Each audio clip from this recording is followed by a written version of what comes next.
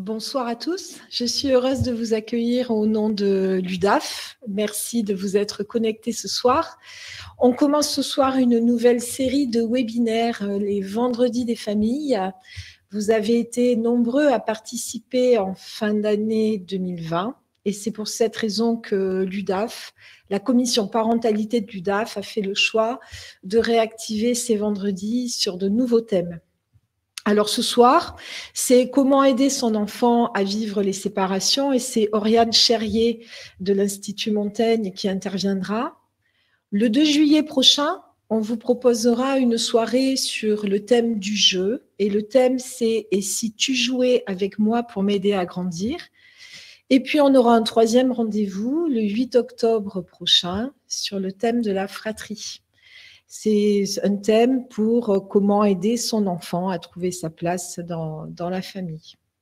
Alors, ces actions de soutien à la parentalité que l'on vous propose, qui sont portées par l'UDAF, l'Union départementale des associations familiales, sont soutenues par le REAP, Réseau d'écoute, d'appui et d'accompagnement des parents. Alors, je voulais remercier Oriane Cherrier, qui a accepté d'intervenir ce soir. Je veux aussi remercier mes collègues Camille et Agnès, qui sont de l'équipe de l'UDAF et qui vont vous accompagner pour cette soirée dans l'animation. Vous allez voir, vous avez déjà vu que vous pouvez répondre, échanger entre vous dans les chats, mais vous pouvez aussi poser vos questions et Camille se chargera de les répercuter à Oriane tout au long de la soirée. Un grand merci à vous. Je voulais aussi faire un petit clin d'œil au plus jeune de nos participants, qui est un fidèle participant, c'est Charles. Voilà. Et puis à la fin, tout à la fin, et j'insiste parce que c'est important pour nous, vous recevrez un lien pour répondre à un petit questionnaire de satisfaction. Et pour nous, c'est important que vous puissiez intégrer dans ce questionnaire vos demandes, parce qu'on essaie de monter ces webinaires en fonction de vos attentes. Un grand merci à vous. Merci Oriane. Merci, Hélène. Bonsoir à tous. Donc, je suis Oriane Cherrier, psychologue, psychothérapeute. Je suis également thérapeute familiale et formée à l'attachement. Et je pratique beaucoup de psychothérapie. Et donc, en tant que psychologue et psychothérapeute, je travaille avec une approche intégrative, c'est-à-dire que je nourris mon approche de multiples apports, et notamment de l'attachement. J'ai eu la chance de pouvoir faire un diplôme universitaire sur l'attachement avec deux grands spécialistes français, Nicole et Antoine Guédenet, à Paris. Et pourquoi je vous parle de ça? C'est parce que pour moi, il est difficile de vous parler de séparation sans parler d'attachement. Donc, c'est un petit peu ce dont on va parler ce soir. Pour ceux qui ont déjà suivi les conférences des vendredis des familles, vous avez dû déjà entendre parler des liens d'attachement lors de la première conférence, notamment du mois de novembre. Voilà. Mais pour ceux qui n'étaient pas là, je vais en redire un petit peu quelques mots. Ça va être notre fil conducteur un petit peu ce soir, mais on va faire un petit rappel tout d'abord sur l'attachement pour ceux qui n'étaient pas là et pour comprendre en quoi l'attachement est en jeu dans les problématiques de séparation avec les enfants et dans les séparations que les enfants vont être amenés à vivre finalement tout au long de leur développement.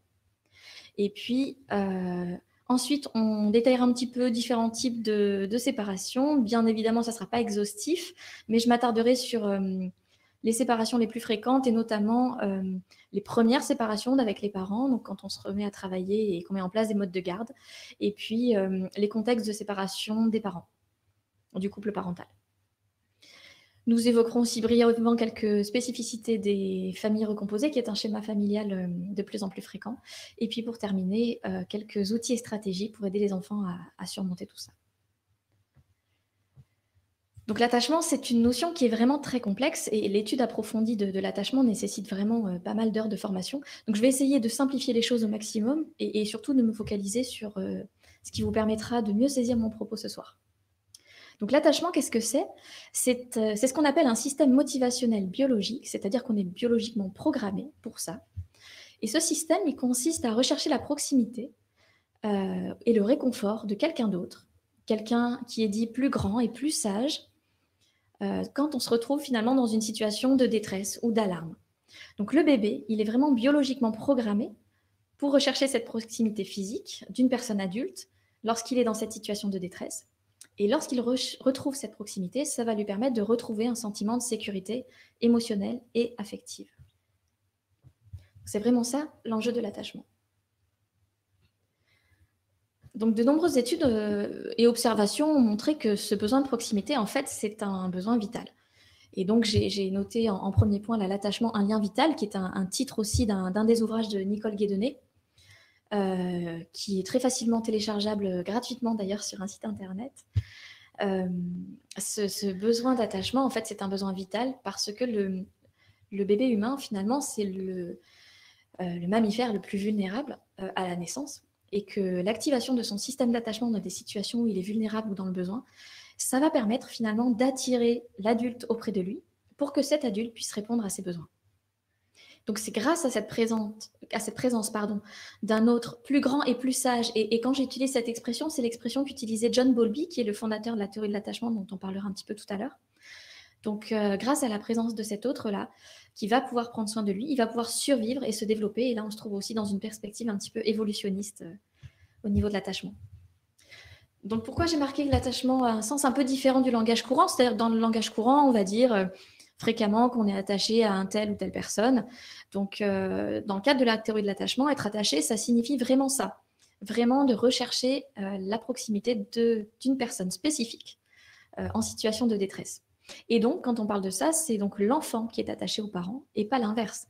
Dans le sens de l'attachement, on ne dit pas que l'adulte est attaché à l'enfant, on dit que lui, il va exercer son caregiving, c'est-à-dire prendre soin de l'enfant, répondre à ses besoins d'attachement.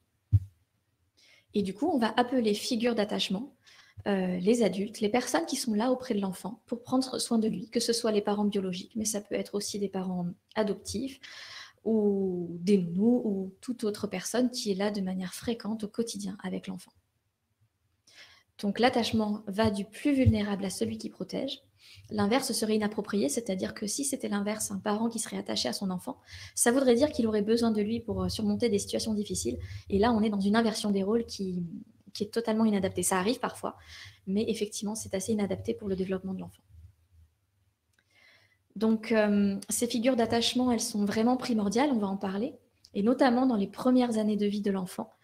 Après, tout au long de la vie également, parce qu'on continue de construire des relations d'attachement tout au long de notre vie. Et John Bowlby disait que l'attachement est actif du berceau jusqu'à la tombe.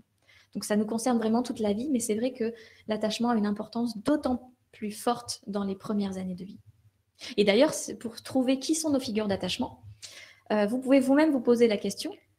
Si je vous demande, par exemple, si demain, bon, imaginons qu'on est en semaine, un jour de semaine, vous devez normalement travailler. Si pour X raisons, vous n'avez pas besoin d'aller travailler et que vous pouvez en profiter pour aller au cinéma, pour aller faire les boutiques maintenant qu'elles sont ouvertes, ou d'autres choses, avec qui vous auriez envie de faire ça? Voilà, réfléchissez juste à qui spontanément vous pensez pour faire une activité plutôt divertissante. Alors du coup, Oriane, non, c'est surtout que j'interviens juste pour leur dire que c'est une question intéressante qui peut être posée directement sur le chat. Okay. Donc n'hésitez pas à interagir tous ensemble, voilà, pour au niveau de cette question-là. Ça peut être bien. Et se poser la question, c'est intéressant. Oui, et surtout, ce qui va être intéressant, je te remercie Camille, c'est de se poser la deuxième question, une fois qu'on a répondu à la première. Et la deuxième question, c'est si jamais il m'arrive un gros pépin, quelque chose de très compliqué, qui vraiment va me mettre à mal, là, avec qui j'ai envie d'être, qui j'appelle, de qui j'ai besoin à ce moment-là. Et c'est sûrement pas de la même personne. Ça peut, parfois, pour certaines personnes, être la même dans certains cas, mais effectivement, pour la majorité des gens, ça ne va pas forcément être la même personne. Et on voit que ce sont ces figures-là dont on a besoin en cas de détresse qui vont vraiment constituer nos figures d'attachement. Je ne sais pas s'il y a des gens qui ont répondu, du coup, sur le chat, ou chacun... Enfin, vous pouvez garder votre réponse pour vous, hein, c'était pas... Pour l'instant, pas de souci. Allez-y, hein, lâchez-vous. Donc, l'attachement, en fait, s'organise autour de 3 grands systèmes motivationnels que vous pouvez voir là. Donc, le système d'attachement, le système d'exploration et le système de caregiving. Alors, ce n'est pas exhaustif, parce qu'il y en a 2 autres qui interviennent aussi dans l'attachement, mais je ne peux pas tout développer ce soir, parce qu'on n'aurait pas assez de temps. Donc, je vais me centrer sur ces 3-là qui sont le plus importants pour ce qu'on va dire ce soir. Donc ce système d'attachement dont on a parlé tout à l'heure, il a donc pour objectif le rétablissement de la proximité avec la figure d'attachement. Pour un tout petit, ça va d'abord passer par la proximité physique. Donc il aura besoin du contact, d'être pris dans les bras. Et en grandissant et avec le développement du système de représentation et de la mentalisation, on va moins avoir besoin de cette proximité physique et parfois juste le fait de se rappeler, de penser à la figure d'attachement ou de l'appeler au téléphone. Avec l'âge, plus on grandit, ça pourra éventuellement suffire. Et ça n'empêche que quand même, tout au long de la vie, on peut quand même avoir besoin, bien sûr, de proximité physique avec nos figures d'attachement, tout à fait. Et cette figure d'attachement, quand elle remplit son rôle, elle va devenir pour l'enfant une base de sécurité, c'est-à-dire la personne auprès de qui il va pouvoir s'apaiser, se rassurer, se sentir en sécurité. Et c'est le fait de ressentir cette sécurité qui va lui permettre de désactiver son système d'attachement et de revenir à un état plus neutre. Enfin neutre, pas tout à fait, parce que quand le système d'attachement est éteint, donc vous pouvez le voir en bas à gauche, quand le système d'attachement est désactivé, le système d'exploration va pouvoir s'activer. Non, pardon, en bas à droite. Donc, je vais reprendre sur cette diapo. En fait, elle montre l'interaction entre le système d'attachement et le système d'exploration. Et cette interaction, elle est très intéressante parce qu'on voit que quand les conditions sont perçues comme normales par l'enfant, effectivement, c'est ce que je disais, le système d'attachement s'éteint. Et le système d'exploration va pouvoir s'activer, c'est-à-dire que l'enfant va pouvoir jouer, explorer, être curieux, éventuellement s'éloigner un petit peu de ses parents, apprendre, explorer de nouvelles choses, etc. Mais par contre, dès que l'enfant perçoit quelque chose d'un petit peu insécurisant, quelque chose qui va activer son système d'attachement, quelque chose qui lui fait peur, et donc le fait que le système d'attachement s'active, ça peut venir d'un facteur interne, comme la douleur, la fatigue, la faim, ça peut être pour les tout bébés, ça peut être même la faim. Ou alors un facteur externe, c'est-à-dire mon parent s'éloigne trop de moi, je ne le vois plus, j'ai un petit peu peur, donc ça m'active, ou d'autres facteurs externes. Alors, le système d'attachement s'allume instantanément et ça désactive dans le même temps le système d'exploration. Donc, il faut répondre aux besoins du bébé, en fait, pour qu'il puisse activer son système d'exploration. C'est ça. En fait, répondre aux besoins du bébé va permettre que le système d'attachement soit le plus souvent possible désactivé. Il s'activera de temps en temps et ça, c'est pas un problème. Au contraire, il manifeste ses besoins et ça va permettre à l'adulte de répondre à ses besoins, mais il ne va pouvoir explorer et du coup apprendre et s'enrichir que lorsque son système d'attachement est éteint, effectivement, et quand le système d'exploration est activé. D'accord. Je peux vous donner un exemple. Quand vous voyez des enfants qui jouent dans un parc, par exemple, dans le bac à sable, par exemple, les enfants, je sais pas, de 2-3 ans jouent tranquillement, et puis si jamais il y a un souci, un enfant qui se fait mal, ou qui a pris une pelle à l'autre, ou quelque chose comme ça, et que ça active l'enfant, et donc du coup, il se met à pleurer, et là, il va chercher du regard son parent, et vous allez voir qu'il va revenir vers le parent, qui est peut-être à côté, en train de discuter, ou assis sur un banc. Le parent va accueillir ça, rassurer son enfant, etc. Et une fois que le système d'attachement est éteint, ça se voit parce que du coup, on voit l'enfant qui repart et qui va réenclencher son système d'exploration et qui va repartir jouer. Donc c'est vraiment ces va-et-vient qu'on observe. Je peux vous donner un autre exemple personnel. Quand mon fils était petit, on allait au bébé nageur. Il avait à peu près 1 an et demi, je crois. Et puis, un maître nageur arrive dans la piscine, plein de bonne volonté. Et prend un peu rapidement mon bébé des bras et l'emmène se balader dans la piscine. Et il ne le connaissait pas, donc du coup, il a été assez effrayé et il s'est instantanément mis à pleurer à partir du moment où il a été pris dans les bras par le maître nageur.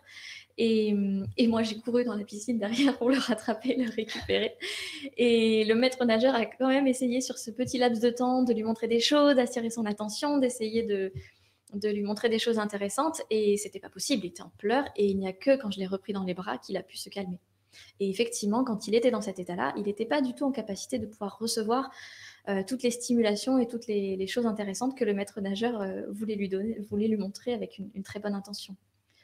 Donc voilà, ça montre bien que quand on est dans cet état-là, on ne peut pas explorer, on ne peut pas apprendre.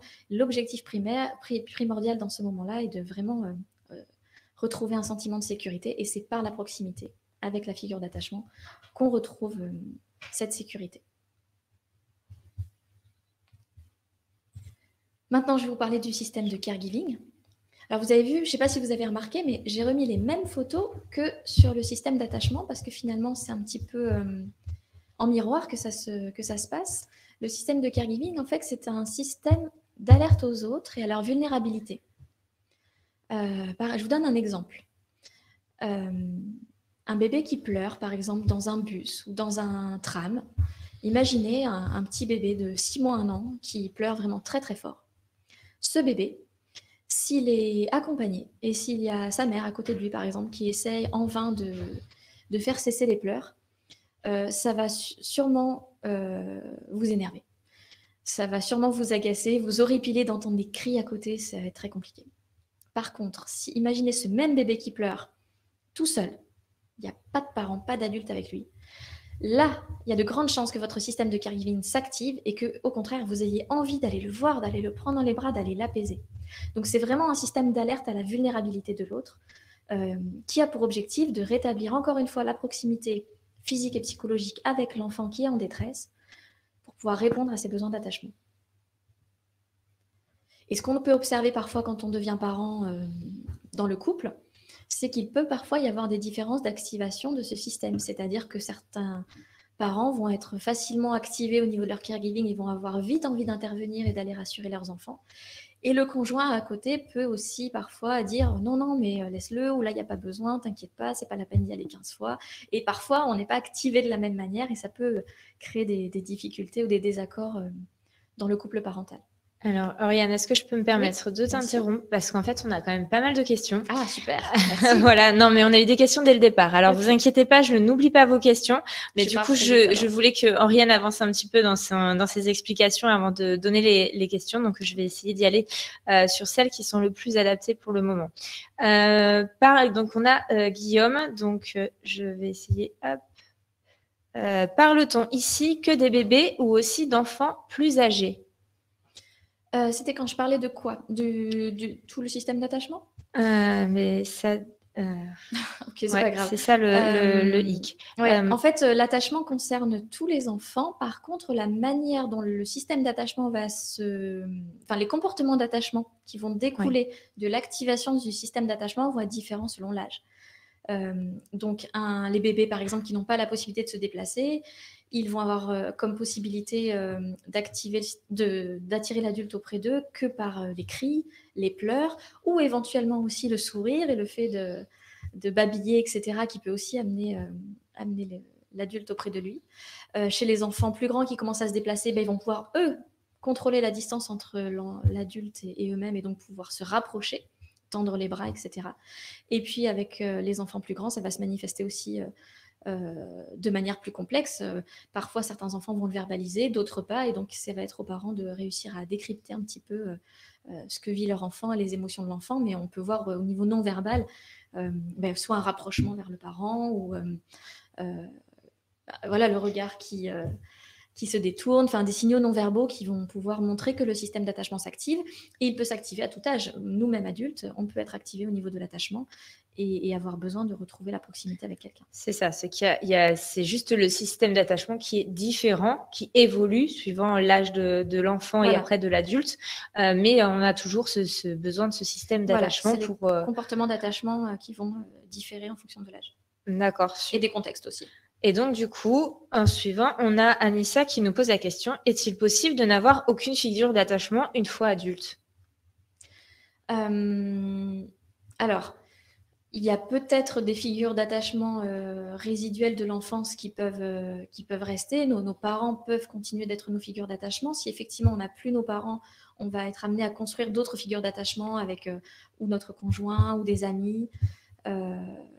Ça peut parfois arriver qu'il n'y ait aucune figure d'attachement, mais effectivement, on retrouve souvent ça chez des personnes qui sont en grande difficulté, qui ont du mal à construire des liens, à maintenir des relations tout au long de leur vie, ou alors qui, malheureusement, et ça peut arriver aussi, vont avoir perdu successivement leur figure d'attachement parce qu'elles sont décédées ou éloignées.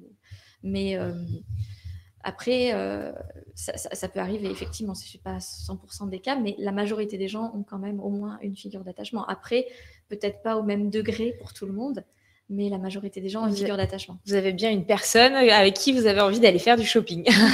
C'est ça, au moins se divertir.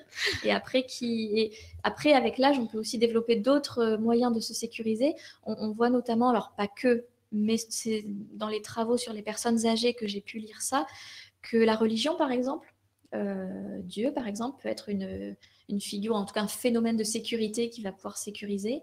Les animaux de compagnie aussi, pour les personnes âgées, voilà, et puis d'autres aussi, ça peut être des figures d'attachement aussi, quelque part. Oui, ça peut être symbolisé différemment. Servir à se sécuriser, oui, tout à fait. D'accord. Toutes les questions qui sont autour des modes de garde, etc., je préfère qu'on les garde. Non, c'est pour ça que je vous dis, je ne vous oublie pas. Je vois que vous avez des questions dessus, mais on va essayer de faire par rapport à ça. Ok. Donc voilà, on parlait du caregiving qui permet à l'enfant de retrouver cette proximité, cette réassurance auprès de la figure d'attachement, pour pouvoir apprendre aussi à se réguler émotionnellement. Parce qu'effectivement, il y a quand même un lien entre l'attachement et la régulation émotionnelle, et notamment entre la qualité du caregiving, donc de la façon de prendre soin de l'enfant par les parents, par les figures d'attachement, et la régulation émotionnelle. Donc un attachement de bonne qualité à ces figures d'attachement va permettre un meilleur développement des capacités de régulation émotionnelle. On sait aujourd'hui que les enfants, ils se régulent dans le lien à l'autre avant de pouvoir s'autoréguler. Et ils se régulent dans le lien avec leur figure d'attachement. Donc cet aspect est vraiment essentiel parce qu'on sait tout l'impact aujourd'hui du stress sur le développement de l'enfant et tout l'aspect biologique de ce que ça peut générer. Alors je ne vais pas développer là-dessus, mais la seule chose que je peux vous dire peut-être, c'est que quand le système d'attachement est activé de manière trop fréquente et trop prolongée, cela génère une grande sécrétion d'hormones de stress chez l'enfant, qui vont être délétères pour le développement cérébral et pour le développement de plein de compétences importantes comme la mentalisation et notamment la régulation émotionnelle et pas mal de compétences socio-émotionnelles essentielles pour la suite. Donc je ne peux pas trop rentrer dans les détails là-dessus, c'est simplement pour vous dire que quand les figures d'attachement ont un caregiving adapté, cela va fournir à l'enfant une sécurité, une base de sécurité efficace. Et cette base de sécurité efficace va pouvoir accompagner l'enfant dans le développement de ses capacités de régulation émotionnelle. Et ça, c'est essentiel parce qu'on sait aujourd'hui que la régulation émotionnelle et de bonnes capacités sont parfois plus prédictives de bonnes réussites que le quotient intellectuel, par exemple. Donc là, je vous ai mis un petit schéma qui représente un petit peu ce que je vous disais tout à l'heure, finalement, par rapport à la base de sécurité, à l'exemple du bac à sable. Donc, vous avez la base de sécurité. Donc, le parent, la figure d'attachement représente une base de sécurité pour l'enfant. Et donc, à partir de laquelle l'enfant va pouvoir s'éloigner, aller explorer. Et quand il a besoin, il va pouvoir revenir vers ce refuge, vers ce havre de sécurité, à chaque fois qu'il y a besoin, pour se rassurer, se remplir à nouveau et puis repartir explorer. C'est pour ça qu'ils ont besoin toujours de nous voir, en fait. Oui. Après, selon l'âge, mais effectivement, chez les tout-petits, ils ont besoin de ce côté visuel, de toujours nous voir, de savoir qu'on n'est pas loin, parce qu'il y a cette question dans l'attachement de la disponibilité et de l'accessibilité. Les enfants ont besoin de sentir leur figure d'attachement comme étant disponible et accessible. Et comme disait l'intervenante qui était intervenue sur l'attachement au mois de novembre, c'est comme ça que... Qui est parmi nous, du coup, ce soir. Je lui dis bonsoir alors. Et merci pour votre intervention. J'espère que je ne vais pas trop faire de redites, mais en tout cas, voilà, il suffit que vous ayez votre enfant joue tranquillement, vous avez un coup de fil et là, ça y est, c'est plus possible de discuter au téléphone. Le téléphone, c'est un très bon exemple. Généralement, on est toujours dérangé. Enfin, ils sont insupportables à ce moment-là. Et oui, et en fait, ils vivent le fait qu'à ce moment-là, la figure d'attachement n'est plus trop disponible pour nous. Donc, du coup, ça les active et donc, ils ont besoin de retrouver cette accessibilité. Donc, comment on va devenir une base de sécurité pour l'enfant en répondant à ses besoins d'attachement, bien sûr, mais aussi à ses besoins d'exploration. Parce qu'on voit qu'il y a des parents qui vont être très bons dans la réassurance, et puis pour laisser les enfants aller explorer, aller toucher des trucs, se mettre un peu dans des situations inhabituelles, ça ne va pas être simple. Et donc, c'est important aussi pour la sécurité de l'attachement de répondre à ce besoin d'exploration et de suivre un petit peu l'enfant dans son exploration, tout en maintenant de la sécurité, bien sûr. Mais voilà, les deux aspects sont importants. Voilà, après, j'ai pas trop... En fonction de la qualité du caregiving, il va y avoir différents types d'attachements qui vont se développer plus ou moins sécures. Je ne vais pas trop avoir le temps de développer là-dessus, mais voilà, il faut savoir qu'en fonction du caregiving reçu, l'enfant va s'adapter à ça et va ensuite développer un type d'attachement qui va être plus ou moins sécure. Je voulais juste, donc voilà, là c'est quelques mots de rappel sur l'attachement. Je ne sais pas s'il y a encore des questions là-dessus, parce que je vais passer à une autre partie. Après, j'ai beaucoup de questions autour des modes de garde. Enfin, okay, en fait, je pense que ce serait plus intéressant qu'on les pose au moment où on va parler de quelle séparation. Okay. Même si c'est la petite séparation du week-end ou la plus longue séparation de nourrice ou de crèche. Ok, donc après ce long... alors, oui. Si j'ai Anissa qui vient de m'en donner une, donc on va essayer de la répondre rapidement. Les enfants qui manquent d'autonomie à l'école, par exemple, manquent-ils de sécurité? C'est possible, c'est une hypothèse possible. Après, il y a plein de raisons pour lesquelles les enfants peuvent manquer d'autonomie, donc c'est peut-être pas la seule raison, mais c'est une des hypothèses qu'il faut explorer. Mais on va y venir aussi sur l'école, brièvement. Mais pas que. Ça peut être aussi parce que les parents ont beaucoup fait pour eux et que du coup, à leur place, et qu'ils n'ont peut-être pas suffisamment appris à faire par eux-mêmes, mais c'est une des hypothèses à explorer, effectivement. Ouais, autour de l'attachement, si je peux reprendre rien, en fait, c'est un degré qu'il faut que les parents arrivent à trouver entre le fait de laisser faire et le fait d'être toujours présent, en fait. C'est trouver le bon équilibre entre les deux. L'attachement n'est pas pertinent à prendre en compte dans tous les contextes, mais dans ce contexte où l'enfant est en détresse, l'enfant on intervient en fait dans l'attachement que lorsque l'enfant a besoin. S'il n'a pas besoin, effectivement, on va le laisser explorer en n'étant pas loin, mais on va le laisser explorer. Même si c'est angoissant. Voilà, c'est ça, il faut prendre sur soi.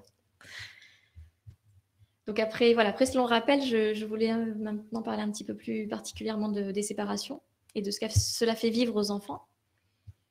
Donc, je parle de Bowlby, donc Bowlby, le fondateur de la théorie de l'attachement. Pourquoi ? Parce que finalement, si Bowlby s'est intéressé à cette question de l'attachement, ce n'était pas vraiment un hasard.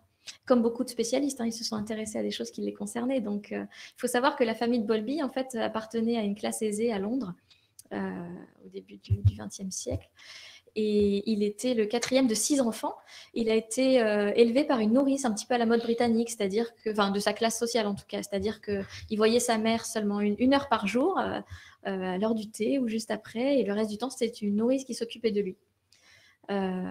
Sauf l'été où sa maman était un petit peu plus disponible. Mais comme pour beaucoup d'autres mères à l'époque, où on n'avait pas encore toutes ces connaissances, elle considérait que l'attention et l'affection parentale étaient néfastes pour l'enfant. Donc c'était la nourrice qui s'occupait des enfants. Et Bowlby, il a eu la chance d'avoir la même nourrice pendant quelques années, et il avait presque 4 ans quand elle a quitté la famille. Et en fait, plus tard, après, quand il a commencé à écrire, il a décrit cette séparation comme étant aussi tragique que s'il avait perdu sa mère, finalement, parce que c'était avec elle qu'il passait le maximum de temps. Donc c'était vraisemblablement devenu sa figure d'attachement. Et à l'âge de 7 ans, il a été envoyé dans un internat. Et pareil, il a considéré cette période comme une épreuve assez importante. Donc finalement, on voit bien comment ces expériences à lui dans l'enfance de séparation l'ont conduit à avoir une sensibilité particulière pour la douleur que peuvent ressentir les enfants et que lui a ressenti tout au long de sa vie. Et d'ailleurs, il a écrit 3 tomes d'un livre qui s'appelle Attachement et perte, donc on voit bien le lien avec la séparation. Et donc, peut-être que certains d'entre vous vont bondir en lisant la phrase qui suit et en entendant cela. Mais c'est vrai que Bowlby disait que les séparations quotidiennes répétées avec la mère, avant l'âge de 3 ans, n'étaient pas souhaitables pour l'enfant, à moins qu'il ne soit confié à une personne affectueuse et stable, se comportant avec l'enfant comme une mère substitutive pendant plusieurs années. Donc, c'est-à-dire une figure d'attachement alternative. Ah là, il parlait de sa nourrice, du coup. Oui, effectivement. Oui. Donc, finalement, pourquoi il dit ça, Bowlby ? Parce que qu'est-ce qui se passe quand un enfant est séparé de sa figure d'attachement ? Alors, évidemment, ça dépend de l'âge, mais pour les tout petits, on vient de le voir. De quoi a besoin l'enfant lorsque son système d'attachement est activé ? Eh bien, de retrouver la proximité avec sa figure d'attachement. Donc, si sa figure d'attachement n'est pas accessible et disponible, si elle est absente, qu'est-ce qui se passe ? Le risque, c'est que l'enfant ne réussisse pas à désactiver et à éteindre son système d'attachement, et ça peut créer un état de stress important pour lui. Donc, pour éviter ça, c'est important de s'assurer que l'on confie ses enfants à une ou des personnes qui peuvent constituer pour lui des figures d'attachement alternatives qu'il va pouvoir utiliser en cas d'absence de son parent pour se réguler. Et puis, ces séparations précoces peuvent avoir aussi un impact sur la sécurité de l'attachement de l'enfant. Mais c'est vrai que les variables sont extrêmement nombreuses et c'est difficile de tirer des généralités par rapport à ça. Est-ce que mon enfant est pas sécure parce que je l'ai laissé un peu à tel âge? Voilà, il y a tellement de variables qui rentrent en jeu que c'est difficile de faire des conclusions un peu de façon linéaire. Mais ce qu'on sait en tout cas, c'est que pour que la séparation soit acceptable pour l'enfant, il est important qu'il puisse être rassuré en cas de besoin, même quand son parent n'est pas là. Donc, c'est important qu'il ait investi une figure d'attachement alternative vers laquelle il pourra se tourner en cas de besoin et qui pourra le rassurer, le réconforter, etc. Et la situation de séparation de la figure d'attachement en elle-même est une situation qui active le système d'attachement. Elle n'est plus là, donc je suis activée. Et donc, j'ai besoin quand même de la retrouver. Mais voilà, s'il y a quelqu'un qui peut en parallèle rassurer l'enfant, il va pouvoir attendre jusqu'à votre retour. Et donc, il est tout à fait normal qu'un enfant proteste à la séparation avec ses figures d'attachement. Ils n'ont pas envie, forcément, puisque ça les active et c'est compliqué. Et puis même vous, j'imagine en tant qu'adulte, pour ceux qui ont des figures d'attachement, si on vous disait que vous alliez devoir vous séparer de votre figure d'attachement, la figure d'attachement que vous avez la plus importante, si vous deviez vous séparer d'elle de manière prolongée, vous seriez clairement pas d'accord. Donc l'enfant, c'est pareil, sauf qu'il n'a pas de notion de temps. Les tout petits n'ont pas de repères temporels encore, donc ils ne savent pas combien de temps va durer la séparation. Donc il est tout à fait logique qu'il manifeste son mécontentement et qu'il n'ait pas envie de voir partir. Et d'ailleurs, ce qui est intéressant, c'est que au départ, quand on a commencé à évaluer l'attachement, on a évalué l'attachement pas à la manière dont se passaient les séparations, mais plutôt à la manière dont se passaient les retrouvailles. C'est le protocole de la situation étrange qui a été développé par une des psychologues qui a travaillé avec Bowlby, Mary Ainsworth, qui avait développé ce protocole et on observait vraiment la manière dont se passaient les retrouvailles pour évaluer la qualité de l'attachement entre le parent et l'enfant. Et donc, ce qu'elle disait aussi, c'est que, attention, il y a certains enfants qui ne manifestent rien. On peut les laisser, les reprendre sans qu'ils me posent problème par rapport à ça. Et c'est des enfants, du coup, qui sont très pratiques à... C'est pas très joli de dire ça, mais en tout cas, ça ne pose pas de problème de les laisser, donc c'est assez pratique. Ils ne laissent rien paraître. Mais des études ont été faites et ont montré que ces enfants-là qui ne montrent rien, qui subissent les séparations et les retrouvailles sans ne rien montrer, le stress est intense quand même. Et en fait, on mesure les battements du cœur, la transpiration, la tension, etc. Tout un tas de choses. Et on voit qu'ils atteignent quand même des niveaux de stress importants, autant que les enfants qui manifestent, sauf qu'ils ont appris à ne pas montrer. Ouais, donc attention aussi à ça. Alors du coup, je vais peut-être pouvoir poser la question de Sabrina autour de, si je ne me trompe pas, comment aider un enfant de 3 ans qui ne pleure plus lorsqu'il est en halte garderie, pleure les 3 premières séparations, mais qui n'interagit pas avec des adultes référents et la structure, ni avec les autres, les adultes inconnus à l'extérieur d'ailleurs. Donc en fait, c'est la question de l'enfant qui ne montre plus rien. Qui a 3 ans, pardon, c'est ça? Oui, 3 ans. Donc, il ne montre plus rien et en même temps, il n'interagit pas. En fait, si j'ai bien compris, oui. Il l'a fait les 3 premières fois et puis après, il n'y a plus rien qui s'est passé. Ok, après, mais il n'interagit plus avec les autres adultes qui sont présents. Effectivement, ça peut poser question sur l'idée de est-ce qu'il a construit avec les professionnels qui le gardent une base de sécurité avec eux.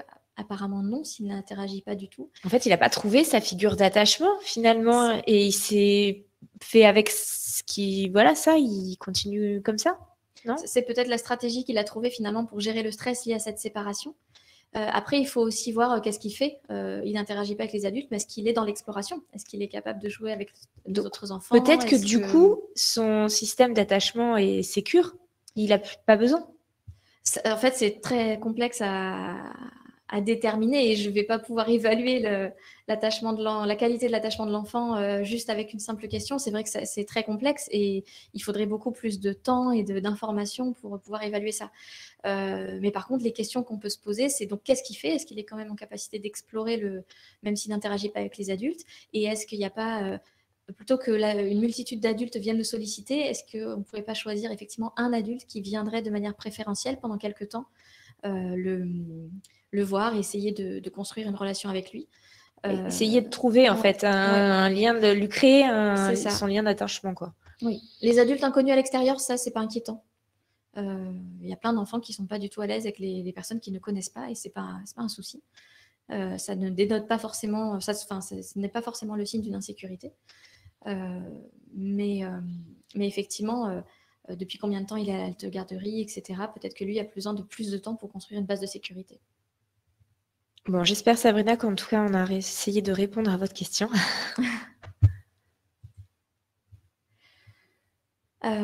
Et oui, parce que du coup, c'est important que les enfants puissent s'attacher à des figures d'attachement alternatives. Donc, il y a les figures d'attachement principales qui vont, dans la majorité des familles, être les parents. Après, parfois, ça peut être un grand-parent ou si c'est une famille monoparentale, il peut y avoir une autre personne qui vient et qui peut faire office de... Enfin, qui peut être une autre figure d'attachement principale. Après, dans le développement de l'enfant, au départ, il y en a une principale et une secondaire. Donc, avec les parents, il y en a un qui est plus recherché par l'enfant de manière prioritaire en cas de détresse quand les deux parents sont là. Mais si le premier n'est pas là, le deuxième sera aussi recherché en cas de détresse. Et ça n'a rien à voir avec l'amour. C'est-à-dire que si un enfant, quand les deux parents sont là, se dirige, quand il est en détresse, encore une fois, plus facilement vers l'un des deux parents, ça ne veut pas dire qu'il aime moins l'autre. Ça veut dire que dans ce contexte précis-là, c'est ce parent-là qu'il a identifié comme figure d'attachement principale. Mais après, il va aussi construire des figures d'attachement subsidiaires avec les modes de garde, effectivement. Ça peut être la nounou, les grands-parents, un parrain, une marraine, des amis, des voisins, en fonction de qui fréquente l'enfant. Et puis, un peu plus grand, ça peut être aussi l'enseignant. Voilà, il va y avoir d'autres personnes autour de l'enfant. Plus l'enfant va grandir et plus il va y avoir de personnes autour de lui auxquelles il va pouvoir potentiellement s'attacher. Mais c'est vrai qu'avant, on conseillait par exemple aux nourrices, aux familles d'accueil de ne pas du tout s'attacher aux enfants, de faire en sorte que les enfants ne s'attachent pas. Et en fait, on se rend compte que c'est beaucoup plus grave de ne pas s'attacher. En fait, on ne peut pas ne pas s'attacher. Perdre une relation, ça va être très douloureux pour l'enfant, mais il en a déjà construit une, donc il sait qu'il pourra en construire une autre. Alors que ne pas pouvoir s'attacher, ça c'est vraiment quelque chose de très problématique et de très mauvais pronostic pour la suite en tout cas. Donc aujourd'hui, on pense que l'enfant va s'organiser à peu près autour de 3 figures d'attachement, après à des degrés importantes et après à des degrés un peu moins importants, il peut y avoir d'autres personnes autour. Mais j'avais aussi envie dans cette diapo-là de vous parler des parents. C'est-à-dire que on parle de comment l'enfant vit les séparations, mais c'est aussi important de se poser la question de nous en tant que parents, en tant qu'adultes, comment nous on vit le fait de se séparer de nos enfants. Oui, et des fois c'est plus angoissant en fait. C'est parce qu'on angoisse que du coup. C'est-à-dire que les bébés, notamment, je parle beaucoup des bébés, mais ils entendent la langue qu'on parle, mais ils ne la comprennent pas encore tout à fait. Mais par contre, ce qu'ils comprennent tout à fait, c'est tout l'aspect non-verbal. Donc la posture, le tonus, le ton de la voix, la prosodie, les émotions. Donc ils vont être très, très réceptifs à tout ça. Si vous dites des paroles très, très réconfortantes à votre enfant pour préparer une séparation, par exemple, mais si tout votre corps, votre voix, l'émotion, le tonus montre à quel point cette séparation va être douloureuse pour vous, c'est ça finalement que l'enfant va capter et c'est à ça qu'il va réagir. Donc c'est important aussi de se poser la question de est-ce que moi je suis tranquille avec ça? Est-ce que je suis au clair avec ça? Qu'est-ce que ça réactive éventuellement chez moi? Peut-être chez certains parents, ça peut aussi réactiver des problématiques douloureuses autour de la séparation. Et puis aussi un des points qui est important, c'est la confiance que les parents vont avoir dans les personnes qui vont garder leur enfant. Et plus les parents ont confiance, plus les parents sont certains que l'enfant sera bien, plus ce sera facile pour eux de se séparer de leur enfant, bien évidemment. Plus on est tranquille et plus on est clair, plus ça sera aussi clair et tranquille pour l'enfant. Mais ça, c'est vrai que c'est important de se poser la question.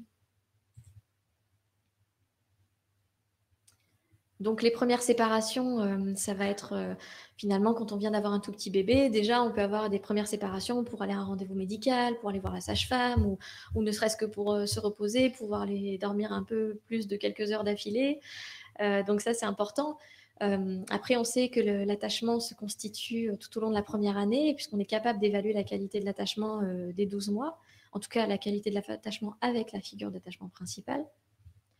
Donc, c'est important dans la première année qu'il y ait vraiment une constance des adultes autour de l'enfant durant cette période et de ne pas faire garder l'enfant partout, à droite, à gauche, par une multitude de personnes différentes, parce qu'il est important que l'enfant constitue un attachement avec les personnes qui vont le garder de manière très régulière. Donc, si on peut compter sur 1 ou 2 personnes dans notre entourage, en plus des parents qui pourra occasionnellement garder l'enfant, ou un système de référence à la crèche, mais on va y revenir après. Ça permettra à l'enfant une stabilité nécessaire à la construction de son attachement et d'un attachement sécure. Donc c'est important que le bébé ait construit à minima une base de sécurité avec la figure d'attachement alternatif pour pouvoir être laissé sans problème à partir d'1 an, et que quelqu'un puisse être là pour réussir à l'apaiser si besoin. Bon, après, on est d'accord qu'il y a la théorie et la pratique, c'est-à-dire que on ne peut pas toujours faire au mieux comme ce qu'on avait prévu, et il faut essayer de répondre aux besoins de chacun, les besoins de l'enfant avec cette théorie-là, et puis les besoins des... Enfin, la théorie, c'est pas qu'une théorie, c'est quelque chose que l'on sait, qui est avéré aujourd'hui. Mais voilà, essayer de faire au mieux entre les besoins de l'enfant et les besoins des parents. Et si pour X raisons, les figures d'attachement ne peuvent pas s'occuper de leur bébé et ont besoin de le confier, si ça ne va pas ou s'il y a un problème, effectivement, il vaut mieux faire garder l'enfant plutôt que d'être en grande difficulté avec lui. Donc, l'idée, c'est voilà, que l'enfant, dans les premiers mois, dans la première année, garde une stabilité dans son environnement le plus possible. Et on a des questions sur l'objet transitionnel. Est-ce que tu veux le garder pour plus tard ou est-ce que tu veux y répondre maintenant? Oui, je veux bien. Y répondre maintenant? On va parler peut-être tout à la fin, mais on va voir. Alors, on a Anissa, parce que j'en ai 2, du coup, je garde encore les autres pour après, vous inquiétez pas. Le doudou, la sucette sont-ils des figures d'attachement alternatives? Alors, on a parlé de l'animal, mais... Oui, c'est ça. Ça va être des moyens pour l'enfant de se rassurer, de se sécuriser, mais ça peut ne pas être suffisant. Et donc, du coup, une figure d'attachement, c'est quand même, pour l'enfant en tout cas, dans l'idéal, quelque chose de vivant. Enfin, quelque chose de vivant. Un humain, mais effectivement, pour certains enfants, quand il y a un environnement très délétère, parfois, il n'y a qu'un animal de compagnie, effectivement, mais ce n'est pas dans la majorité des familles, heureusement. C'est plutôt quelqu'un avec qui il va pouvoir y avoir une interaction, du contact physique, de la chaleur, des mots. Ouais, ça reste pas mais c'est plutôt pas un objet. Voilà, comme Morgane en parle, plutôt l'objet transitionnel en fait. Que penser de l'objet transitionnel, Doudou, Tétine, au regard de la théorie de l'attachement? L'enfant s'y attache-t-il car il n'a pas suffisamment de réponses à ses besoins d'attachement et compense, ou au contraire y est-il suffisamment en confiance pour investir un objet rassurant? Donc en fait, c'est la question de l'objet. Non, c'est pas une figure d'attachement, mais du coup, voilà, est-ce que ça permet de réassurer l'enfant? Oui, ça fait partie du processus en fait. Oui, alors j'ai pas connaissance, mais il y en a peut-être, je ne sais pas, d'études mettant en lien la sécurité de l'attachement avec l'utilisation de l'objet transitionnel. Mais on remarque l'utilisation de cet objet transitionnel par les enfants, autant chez les enfants sécures qu'insécures. Donc, effectivement, c'est quelque chose dont l'enfant va se saisir, dont l'enfant va avoir besoin pour se rassurer. Ça fait partie des multitudes de stratégies dont il a besoin pour se rassurer, se sécuriser. Peut-être à un certain niveau d'activation du système d'attachement, peut-être que le doudou ou la tétine va suffire, et peut-être que si ça monte trop, que le stress est trop intense, ben là, il y aura besoin en plus d'un adulte et d'une figure d'attachement auprès de l'enfant. Il peut aussi y avoir cette notion de degré d'activation du système d'attachement. On peut être légèrement activé ou très activé. Oui, ça dépend. Après, il y a peut-être le timing aussi. Quand laisser, parce que c'est vrai que des fois on essaye de séparer, ça s'est vu avant, hein, on enlevait les doudous, les tutus, le pouce, on empêchait les enfants de les garder. Peut-être que ça avait des conséquences quand même sur... Oui, je pense que c'est bien de pouvoir laisser ça à l'enfant, parce que c'est lui qui va, justement, comme dans l'attachement où c'est l'enfant qui manifeste quand il a besoin et on répond quand il a besoin. Là, il a cette liberté de pouvoir le prendre quand il y a besoin, et quand je suis suffisamment rassurée, je le pose. Après, il y a certains enfants qui vont les garder beaucoup et vont avoir encore plus de mal à se séparer. Mais voilà, est-ce que c'est simplement quelque chose de ritualiser, une habitude, ou est-ce que c'est vraiment parce que l'enfant n'est toujours pas rassuré et n'a pas trouvé d'autres moyens de se rassurer? C'est tellement variable d'un cas à l'autre que c'est très difficile de Oui, là, on reste de façon... on reste très généraliste. Donc, c'est vrai que les questions précises, c'est plus compliqué. Alors, on a Sabrina, du coup, qui nous demande, vous parlez de l'importance de la présence parentale la première année, mais qu'en est-il des relations mère-enfant très fusionnelles? Alors là, je pense qu'il y a aussi la question du mot fusionnel. Enfin, voilà.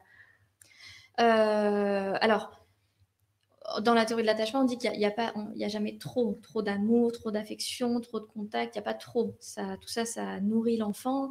Après, tout dépend ce qu'on entend par fusionnel. Si fusionnel, c'est effectivement empêcher l'enfant d'aller explorer d'autres choses. Enfin, empêcher. En tout cas, le fait que ça prenne beaucoup de place et que l'enfant, du coup, n'a pas la possibilité d'aller explorer autre chose, là, ça peut être effectivement un peu déséquilibré, du coup, entre les besoins d'attachement et les besoins d'exploration. Et l'idée, c'est aussi que l'enfant puisse avoir quand même une ou deux autres figures d'attachement alternatives, parce que si un jour il arrive quelque chose à cette maman, qu'elle a besoin de s'absenter pour X raisons, il faudra que l'enfant puisse être rassuré aussi d'une autre manière. La maman pourra peut-être pas tout le temps être là à 100% du temps. Et puis après, il y aura l'école, et puis il y aura d'autres situations de séparation qui vont venir. Donc c'est important qu'il puisse apprendre à être rassuré aussi par d'autres personnes. Voilà, je ne sais pas si je réponds. Moi, ça me semble pas mal. C'est vrai que la fusion, c'est un mot qui est fort. On n'est jamais fusionnel. De toute façon, c'est souvent la mère qui est mise, qui est prise là-dedans. Mais en même temps, alors on parle pas des enfants adoptés, mais c'est autre chose. Mais en tout cas, quand on a notre enfant pendant 9 mois dans le ventre, ça reste compliqué de couper tout de suite le cordon. Voilà, il est coupé. Physiquement, mais il faut le temps après que ça se fasse naturellement. Beaucoup de commentaires, des gens autour qui nous voient fonctionner et qui sont pas, qui parfois commentent ce qu'on fait. Oui, c'est pas toujours bienveillant et faut faire comme. En tout cas, ça peut les questionner parfois, et c'est vrai que non, on donne jamais trop d'amour à un enfant si effectivement on ne l'étouffe pas et qu'on ne l'empêche pas d'explorer d'autres choses, c'est jamais trop. De mon point de vue à moi, en tout cas. On rentre dans le vif du sujet, pour pas mal de questions. En tout cas, je vais essayer de pouvoir les poser. On va laisser Oriane déjà. Oui, alors simplement vous dire quelques mots, que la théorie de l'attachement, effectivement, est en faveur du moins grand nombre d'adultes possible en charge de l'enfant au début, dans les premiers mois, dans les premières années, mais pas un seul non plus, c'est ce que je viens de dire aussi, parce qu'il peut arriver n'importe quoi, on peut ne pas toujours être là, et qu'il y a besoin que l'enfant aussi puisse savoir qu'il peut être rassuré par d'autres personnes que sa seule figure d'attachement principale. Donc, quand on reprend le travail, effectivement, pour faire garder ses enfants, donc ça peut être des modes de garde intrafamiliales, avec par exemple les grands-parents ou des personnes que les enfants ont déjà l'habitude de voir régulièrement, ou alors mode de garde extrafamiliaux, comme les crèches ou une nounou. Donc, effectivement, la théorie de l'attachement, elle s'intéresse beaucoup au ratio d'enfants par adulte. Parce que pour être certain que l'adulte va pouvoir répondre aux besoins d'attachement de l'enfant quand il est tout petit, il ne faut pas qu'il ait trop d'enfants à s'occuper. Donc c'est pour ça qu'en crèche ou en halte garderie, la période d'adaptation va être très importante justement pour permettre à l'enfant progressivement de pouvoir, même si elle est peut-être trop courte pour certains enfants, mais en tout cas elle est quand même nécessaire pour permettre à l'enfant de s'adapter à ce nouvel environnement et aux nouvelles personnes, et pouvoir commencer à nouer des relations avec les personnes qui vont s'occuper de lui. Et puis le système de référence, même si effectivement les référents ne peuvent pas être là H24 sur toute l'amplitude horaire de l'ouverture de la crèche ou de la présence de l'enfant, mais c'est quand même important qu'il y ait ce système de référence, parce qu'on sait que s'il y a trop d'adultes autour de l'enfant, par exemple à la crèche, ça va être difficile pour l'enfant de sélectionner une avec qui il va pouvoir... Alors ça se fait, ça se fait, mais effectivement, ce système de référence peut accélérer un petit peu ce processus. Et encore une fois, donc, alors, les recherches montrent que trop d'heures de crèche, par exemple, justement par rapport à cette multiplicité des adultes, pourrait nuire à la sécurité de l'attachement, mais la majorité des recherches montrent qu'il y a tellement de variables qui entrent en jeu dans la sécurité de l'attachement que finalement, ce n'est pas toujours ces variables-là qui ont du poids. Les variables familiales, parentales ont plus de poids quand même que les variables mode de garde au final sur la constitution de la sécurité de l'attachement. Ah, ça, c'est bon à savoir. Vous inquiétez pas. Alors, du coup, est-ce que Oui, c'est le moment. Parce que là, il y en a pas mal. Alors, je vais essayer de reprendre les questions par ordre d'arrivée. Alors, on a Cindy qui nous dit... pardon. Bébé, actuellement 7 mois, allaité et diversifié au quotidien, non-stop avec la maman. Pleure quand la maman va sous la douche ou reste pas plus de 20-30 minutes seul. Comment le préparer au mieux à l'entrée dans la crèche? Je suis désolée, je ne peux pas faire apparaître, j'ai recliqué sans faire exprès. En fait, c'est le préparer à la rentrée en crèche, puisque apparemment, du coup, il a du mal à se séparer de... Oui, l'idée, c'est de aussi faire confiance à l'enfant. C'est peut-être pas forcément parce que ça se passe comme ça à la maison que ça se passera très mal à la crèche. Donc, et puis, comment nous, encore une fois, j'insiste là-dessus, et c'est le dernier point, comment nous, on vit cette séparation et essayer d'avoir confiance à la fois dans les professionnels de la crèche qui vont pouvoir s'occuper de nos enfants pour nous être rassurés et puis faire confiance à l'enfant. Effectivement, ça va être difficile parce que ça va être un changement d'environnement et de rythme très important pour lui. Donc ça, c'est sûr et c'est normal qu'il proteste, comme je disais tout à l'heure. Mais voilà, comment créer les conditions pour qu'il s'adapte au mieux. Donc, que les professionnels de la crèche soient particulièrement attentifs dans les premiers temps et comment vous pouvez aussi vous rassurer pour être le plus tranquille possible par rapport à ça. Oui, c'est ça en fait, c'est qu'il y a aussi, faut faire confiance à nos enfants. Finalement, on a l'impression qu'ils vont pas y arriver, alors que des fois, on les pose et puis finalement, c'est au revoir. Et souvent, ils ont un comportement avec nous différent du comportement qu'ils ont avec les autres adultes parce qu'il y a d'autres enjeux affectifs, etc. Et ça peut, effectivement, on peut avoir des enfants qui ont du mal avec leurs propres parents à se séparer, qui les recherchent sans arrêt la proximité, mais qui vont tout à fait s'adapter dans des contextes différents. Très bien. Alors, on a la question de Mélanie.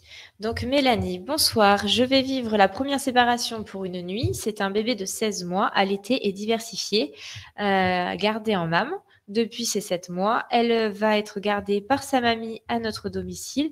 Comment aider tout le monde, bébé, mamie et nous parents, à vivre cette première fois? Merci beaucoup. L'avantage de cette situation, c'est que c'est mamie qui va le garder et elle. Et ensuite, et donc du coup, elle l'a déjà vu, elle la connaît, donc ça c'est super. Du coup, ça facilite aussi un peu les choses. Le fait que ça se passe à domicile, c'est intéressant aussi parce que du coup, ça change pas trop les repères de l'enfant. Et transmettre déjà peut-être tous les rituels qui se font avec vous pour que puis mamie puisse éventuellement les refaire. Après, ça n'empêche pas que les grands-parents peuvent aussi avoir leur propre rituel avec l'enfant, mais sur une seule fois. Si c'était régulier, ça peut se faire, mais si c'est une seule fois, effectivement, c'est peut-être pas mal de garder un peu le même rituel. Et puis, surtout, préparer, verbaliser, expliquer à l'enfant, parce que comment vous êtes tranquille avec ça. Et encore une fois, du coup, vous aussi, parents, comment vous préparez à ça. Et faire confiance, encore une fois, à bébé, faire confiance à mamie, et puis mettre des mots, pouvoir aussi dire vos inquiétudes à la grand-mère, des choses qui vous inquiètent ou dont vous avez peur et pouvoir échanger ensemble sur tout ça. Oui, ce qui inquiète aussi la grand-mère. Alors peut-être qu'elle n'est pas du tout inquiète, mais peut-être qu'elle a des choses sur lesquelles les parents peuvent revenir en fait dessus. Oui, parce qu'on peut avoir des grands-parents qui vont dire mais ne vous inquiétez pas, allez-y, prenez du temps pour vous, je vais gérer, il n'y a pas de problème. Et puis il y en a d'autres qui disent bon, si ça va pas, je vous appelle. Donc effectivement, selon aussi les rituels, c'est important, c'est vrai. Du coup, donc là, c'est la séparation, mais avec les parents. Donc je préfère attendre. Alors, on a un peu le même style de question avec Sophie. Nous allons devoir confier notre fille à leurs grands-parents durant 15 jours. Elle aura 17 mois et nous ne l'avons jamais laissée. Comment l'aider à se sentir en sécurité? Est-ce qu'il y a un risque de créer une angoisse autour de ça ultérieurement? Il y a un risque. Après, chaque enfant va vivre des choses différemment. Et c'est vrai qu'encore une fois, c'est difficile de répondre à cette question sans avoir plus d'éléments. Et on n'a pas le temps d'avoir plus d'éléments. Mais effectivement, 15 jours d'affilée, alors qu'elle n'a jamais été laissée, alors j'imagine pour la nuit, elle a peut-être été laissée en mode de garde en journée. C'est un peu le grand saut. J'aurais tendance à dire c'est passé de rien à tout en fait. C'est ça, si on pouvait y aller l'idéal serait de pouvoir y aller progressivement, peut-être une nuit ou un week-end. Effectivement, 15 jours d'affilée à cet âge-là sans jamais l'avoir fait, ça peut paraître un peu beaucoup. Et effectivement, il y a des chances qu'il y ait un peu de difficulté au début. Et en même temps, elle aura aussi 15 jours pour pouvoir s'adapter. Et on a parfois des parents qui nous racontent qu'au retour, les enfants leur font un peu payer leur absence, leur font un peu la tête, se jettent pas dans leurs bras quand ils rentrent. Et puis parfois, on a aussi... Mais puis ça passe. Ça peut passer assez vite, au bout de 3 jours. Et puis parfois, c'est sans conséquence. Et parfois, on a aussi des parents qui nous racontent qu'effectivement, il peut y avoir du coup des difficultés d'endormissement, problèmes de réveil la nuit ou des choses qui régressent un petit peu parce que ça a pu effectivement réveiller de l'angoisse chez les enfants. Donc c'est pour ça que c'est important de préparer ces séparations, de bien le verbaliser à l'enfant, de l'expliquer. Effectivement, plus ils sont petits, plus ça va être compliqué, mais de pouvoir trouver aussi des moyens de le rassurer, peut-être de ramener des doudous, des livres, des objets de la maison, des choses qui pourront les rassurer. Voilà, malgré toute la préparation qu'on pourra faire dans ce genre de situation, je ne peux pas garantir que l'enfant n'aura pas d'angoisse après, parce qu'effectivement, c'est assez long comme temps de séparation pour cet âge-là. Mais voilà, après, ça peut se récupérer derrière. Ouais, donc peut-être commencer à accompagner. Peut-être essayer plus progressivement. Voilà, la réponse. Si c'est possible, dans l'idéal, oui. De faire des tests sur des week-ends. Oui, si vous avez le temps de faire ça, oui. Du coup, donc là, c'est une question particulière, mais intéressant, et je trouve que ça peut être pas mal de la traiter là. Donc, c'est Katia qui nous dit parent d'une petite fille de 2 ans et demi par adoption. Réunie depuis 8 mois, mon mari travaille et je la garde jusqu'à septembre. Comment la préparer au mieux à la rentrée à l'école? Nous prévoyons de la faire garder par ses grands-parents ce mois-ci, car nous la sentons prête. Ok. Si vous la sentez prête, c'est super. Et c'était très bien de l'avoir gardée de longs mois avec vous, parce que dans les cas d'adoption, et notamment d'adoption tardive, en tout cas après 1 an, c'est très important de pouvoir prendre le temps de constituer ces liens d'attachement, justement, et de ne pas trop faire garder l'enfant au départ, mais de passer un long temps ensemble pour que cet attachement puisse se créer. Donc effectivement, si vous la sentez prête, et si vous êtes prêt vous aussi, c'est intéressant de pouvoir la faire garder un petit peu par ses grands-parents pour pouvoir faire la transition vers l'école. Ouais, effectivement. Et puis ensuite, encore une fois, verbaliser, travailler ça, passer devant l'école pendant les vacances, voilà, aller vous regarder comment c'est dans la cour de l'école, des choses comme ça peut être intéressant aussi. Puis après, tout ce qu'on fait avec des enfants qui rentrent à l'école de manière, enfin voilà, sans forcément avoir été adoptés, mais voilà, lire des livres, essayer de se représenter un petit peu comment ça va se passer. Et puis après, on peut mettre en place des stratégies avec les enfants, mais ça, on en parlera après, sur des petites choses qu'ils peuvent garder avec eux dans la poche, ou un petit bracelet, ou quelque chose qui symbolise les parents et qui peuvent retrouver avec eux à l'école pour se rassurer, en plus des doudous. L'achat du sac aussi, peut-être, de la rentrée, par exemple. C'est pas mal, ça fait un beau rituel de grande. Super. C'était la question de l'adoption, de toute façon. La question de l'attachement est extrêmement pertinente dans les contextes d'adoption. Ça mériterait une conférence entière. Je continue, ou il y a d'autres questions ? Je sais pas, je suis en train de... Parce qu'il y en a beaucoup qui arrivent. Voilà, j'essaye de les classer. Je suis décédée, c'est un petit peu... là, du coup... Alors là, il y a une autre question sur l'adoption, on va la traiter si tu veux bien, Oriana. Je suis désolée. Parent par adoption, arrivé à 5 mois, plus crèche à 1 an, a mis du temps à s'habituer aux différentes personnes de la crèche. Encore aujourd'hui, elle pleure à son arrivée, arrêt à notre départ. Comment préparer sa rentrée en septembre et la nouvelle rupture qu'elle vivra avec la crèche? Bon, du coup, ça reste en lien, donc c'est pas mal si tu as quelque chose à dire en plus. Oui, l'arrêt des pleurs à votre départ. Oui, donc elle manifeste vraisemblablement son mécontentement à être laissée. Après, si effectivement elle s'arrête de pleurer après, mais qu'elle joue, qu'elle explore, c'est plutôt bon signe.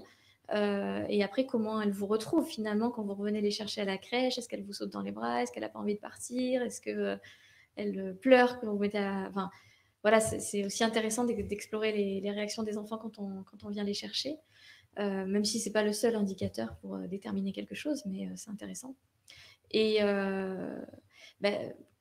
toujours pareil, comment on prépare, un peu de la même manière, on verbalise, on va voir l'école, on passe devant, on raconte ce qui va se passer, on peut raconter une journée d'école, on essaye de faire un maximum de choses pour préparer l'enfant. Et puis, surtout dans les derniers jours avant. Et puis, peut-être qu'elle peut aussi retourner dire bonjour à la crèche après la rentrée, par exemple, raconter comment ça s'est passé pour faire un petit peu le lien. Et puis, après, voilà, il est possible que, vu comment elle pleure à l'arrivée en crèche, il est possible qu'elle pleure à l'arrivée à l'école aussi, et peut-être pendant quelques semaines, et peut-être pendant quelques mois, ou pas. En fait, on ne sait pas, les enfants sont très surprenants. Mais beaucoup d'enfants, même pas adoptés, pleurent de nombreux mois à l'entrée à l'école. Donc là, c'est aussi comment travailler avec l'enseignante et l'enseignant et l'ATSEM pour voilà, mettre en place quelque chose de sécurisant pour elle, pour la rassurer, et qu'elle puisse vraiment investir, soit l'enseignante ou l'ATSEM ou les deux, comme des figures d'attachement alternatives pour pouvoir se rassurer pendant ses journées d'école. Bon, j'espère, Isabelle, qu'on a répondu à vos questions. On va laisser Oriane avancer un petit peu. Sinon, on va y passer la nuit. Alors, justement, je parle un petit peu de l'entrée à l'école, mais bon, très brièvement, parce qu'il y a tellement de choses à dire et le temps passe vite. L'entrée à l'école, c'est aussi une situation pertinente au regard de l'attachement, parce qu'on a cette équation entre la séparation avec les parents, donc voilà, même s'ils ont connu d'autres modes de garde, en tout cas, je dois me séparer de mes parents pour aller dans ce lieu-là. En plus, je ne connais pas cet endroit et je ne connais pas les personnes qui sont là. Donc, forcément, ça donne une activation du système d'attachement. Et puis, en plus, à l'école, il y a un grand nombre d'enfants par adulte. Donc, du coup, ça va être plus difficile aussi pour les enseignants de s'adapter individuellement aux besoins de chaque enfant, puisque les classes sont assez importantes encore en petite section. Donc, c'est vrai que c'est important d'aider l'enfant à pouvoir investir l'enseignant, l'ATSEM, comme une figure d'attachement alternative, c'est ce que je disais tout à l'heure, mais effectivement, ce n'est pas simple pour eux parce qu'il y a beaucoup d'enfants à gérer. Mais encore une fois, c'est pareil, imaginez-vous, mettez-vous à la place de l'enfant, et ça, c'est un exercice que je fais souvent, mais si vous, du jour au lendemain, on vous envoie dans un environnement totalement inconnu, à des gens que vous ne connaissez pas, pour faire toute la journée des choses que vous n'avez pas forcément choisi de faire, bon, peut-être qu'au bout d'un moment, on va forcément s'adapter. C'est bien résumé l'école. C'est ça. Et c'est ça qu'on demande à nos enfants, avec moins de capacité de régulation émotionnelle, moins de capacité de mentalisation, et de se dire, oui, c'est pour mon bien, c'est important, etc. C'est ça qu'on demande à nos enfants. Donc, c'est important de se mettre aussi un peu à leur place pour se dire, ouais, c'est quand même pas évident. Comment je peux l'accompagner au mieux pour ça. Il y a encore une fois, pour tout ce que je vous raconte, il n'y a pas de baguette magique. C'est après chacun qui va trouver les moyens d'accompagner au mieux. Et le meilleur moyen d'accompagner pour moi, au départ, c'est déjà de savoir ça, d'avoir cette connaissance de l'attachement, de ce que ça fait vivre à l'enfant, pour pouvoir avoir une idée de ce qu'il vit et pouvoir s'y adapter au mieux et y répondre au mieux. Et il n'y a pas de baguette magique pour y répondre. Bon, on en parlera à la fin des petites stratégies qu'on peut mettre en place. Ok, si je continue. Alors là, pour le coup, on va arriver sur la séparation des parents. J'ai des questions. Je commence peut-être. Bien sûr. Si j'y réponds ou pas. Là, c'est vraiment une situation attachement pertinente parce que la séparation des parents va faire que si l'enfant garde des liens avec les deux parents, il va vivre des séparations répétées avec chacune de ses figures d'attachement. Donc, forcément, puisque je vais devoir me séparer d'un parent pour aller chez l'autre, puis me séparer de celui-là pour retourner chez le premier, ça va créer des situations de séparation répétées. Donc, forcément, le système d'activation va être activé plus souvent. Et donc, il y a un impact possible, pas 100% des cas, mais possible sur la sécurité de l'attachement. La séparation des parents, ça affecte l'accessibilité des parents, puisque l'enfant est toujours séparé d'un des parents quand il est avec l'autre. C'est pour ça que c'est aussi très important de permettre aux enfants de garder le lien avec leurs parents, l'autre parent, quand ils sont chez l'un des deux, de l'appeler, de peut-être se voir éventuellement, mais c'est surtout quand ils sont petits, mais c'est important de pouvoir permettre à l'enfant de garder le lien, ou en tout cas, même s'il ne le fait pas, même s'il ne le demande pas, mais de dire c'est possible. Si tu as besoin, c'est possible. Le problème, c'est que pour ça, il faut qu'il y ait une bonne communication entre les parents, et ce n'est pas toujours le cas. Donc après, bon, on fait au mieux avec la situation telle qu'elle est. C'est vrai qu'il y a plus de risques pour la sécurité de l'attachement que l'enfant est jeune. Avant 3 ans, c'est plus difficile parce que il y a un besoin de contact physique important pour l'enfant, parce que les enfants ont moins de capacité à se représenter l'absence des parents et le temps au bout duquel je vais pouvoir revoir l'autre parent. Donc c'est vrai que plus l'enfant est jeune, plus c'est difficile. Et puis, ils ont particulièrement besoin de réconfort dans ces moments de séparation. Quand ils vont quitter un parent pour retrouver l'autre, ils ont besoin de beaucoup de réconfort dans ces moments-là. Donc, ces transitions doivent être préparées, coordonnées et, si possible, apaisées du côté des deux parents. Voilà. Donc, les situations qui va être très difficiles aussi, c'est quand il y a un conflit important entre les deux parents, puisque du coup, on ne va pas pouvoir autant préparer, permettre à l'enfant de rester en contact avec l'autre parent, faire alliance finalement garde que le couple conjugal se sépare, mais que le couple parental reste et continue de faire alliance au niveau du caregiving qu'il va apporter à l'enfant. Ça, c'est très important. Si ce n'est pas possible et qu'il y a un conflit important entre les deux parents, effectivement, ça peut être difficile pour l'enfant pour plusieurs raisons. D'une part, déjà parce qu'il est possible que le conflit impacte l'attachement des parents eux-mêmes. C'est-à-dire que le système d'attachement des parents va être activé par le conflit. Mon conjoint, qui était ma figure d'attachement avant, peut-être, ne l'est plus, puisqu'on se sépare, puisque je ne peux plus compter sur lui. Et du coup, ça peut activer le système d'attachement des parents. Et quand le système d'attachement du parent s'active, le système de caregiving qui permet de prendre soin de l'enfant risque d'être un peu moins efficace. Donc, on a des parents qui vont pouvoir continuer de faire tout ce qu'il y a à faire pour l'enfant, de l'amener à l'école, de lui préparer à manger, de lui acheter des vêtements, de lui faire ses devoirs, de l'amener à ses activités. Mais au niveau émotionnel, de l'accompagnement émotionnel, ça peut être plus difficile dans ces moments-là quand nous-mêmes, en tant que parents, on est activés. Donc cette séparation, elle est vraiment la plus à risque que pour les enfants. Et puis évidemment, s'il y a un conflit ouvert, du dénigrement d'un parent envers l'autre parent devant l'enfant, ça, ce sont des choses qui sont extrêmement violentes pour les enfants et à éviter à tout prix. Donc voilà, la séparation a toujours un impact. Il peut être plus ou moins fort selon la manière dont on va accompagner l'enfant et selon l'entente qui reste entre les parents dans le couple parental. Donc, c'est important de ne pas minimiser l'impact que ça peut avoir sur l'enfant, même si l'enfant n'exprime rien. Mais sachez qu'il y a quand même toujours un impact et c'est important de pouvoir permettre à l'enfant d'en parler ou de l'exprimer s'il a besoin. Bon, après, voilà, je ne sais pas s'il y a des questions. Il y avait des questions choses sur la garde. Alors, il y a des questions sur la séparation des parents. Oui. On va essayer, il nous reste 20 minutes, Oriane. Oui. Voilà, je préfère te dire. Oui. On va essayer quand même de faire au plus vite et de répondre quand même aux questions. Donc, on a Nathalie qui nous dit « Maman avec enfant de 7 ans, séparée depuis 2 ans, son papa n'est pas régulier dans sa garde, le prend juste pour se rapprocher quand il la manipule, même s'il est parti pour coup...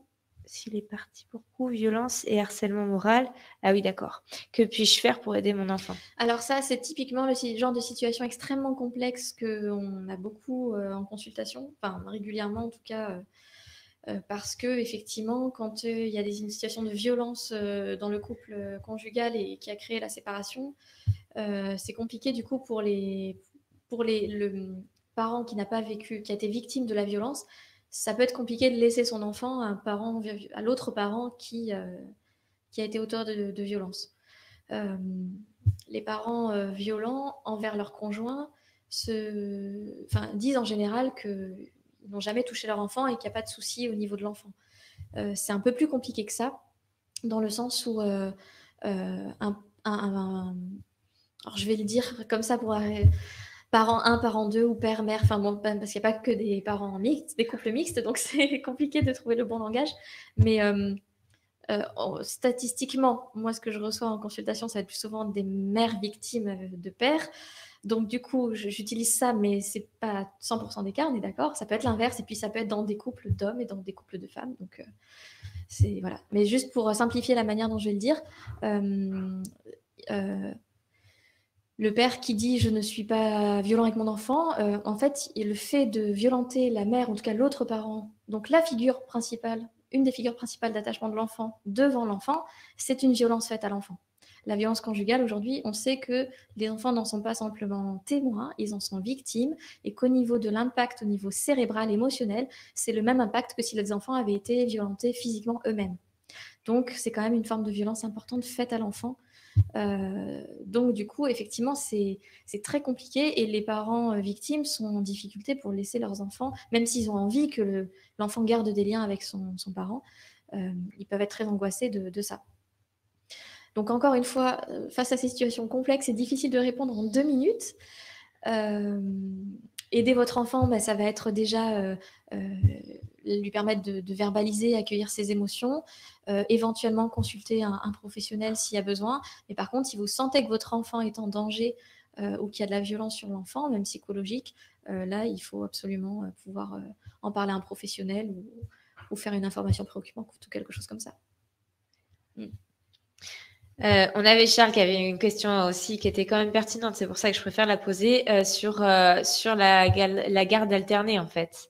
Oui, j'en parle juste après. Ah, bah alors on reste là-dessus. Ouais. Très bien. Je continue alors ouais. Sur la garde alternée du coup. Alors, la garde de l'enfant.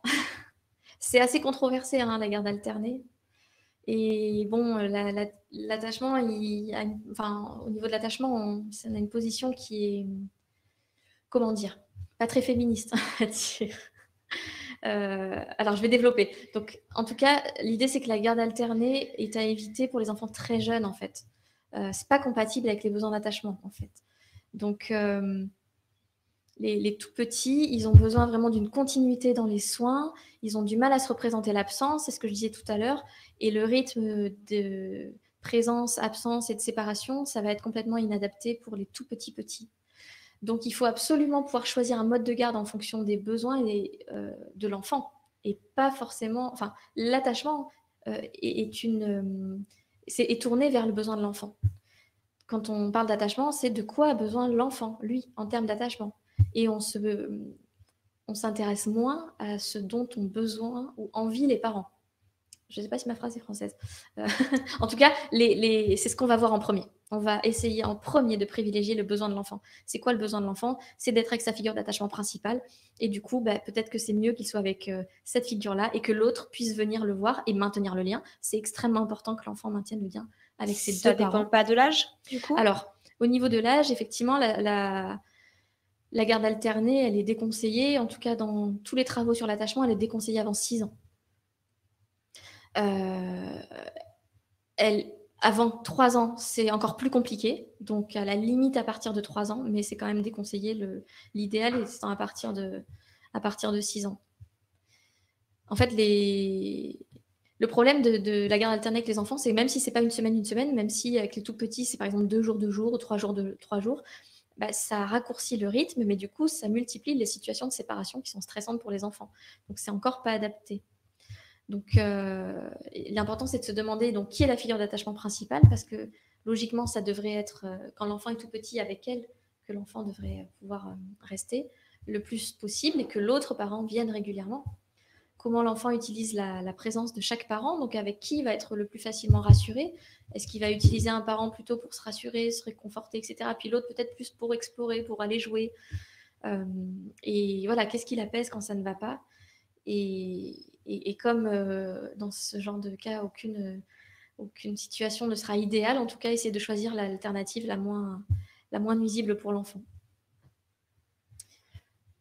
Quand je dis que c'est pas très féministe, c'est parce que, par exemple, si la figure d'attachement principale, c'est la mère, il y a des recherches qui ont montré que passer des nuits chez le père avant 3 ans, un certain nombre de nuits, enfin beaucoup de nuits chez le père avant 3 ans, quand les parents sont séparés, ça peut augmenter le risque d'attachement insécure à la mère. Le fait d'être séparé très souvent et de ne pas passer la nuit avec sa figure d'attachement principale.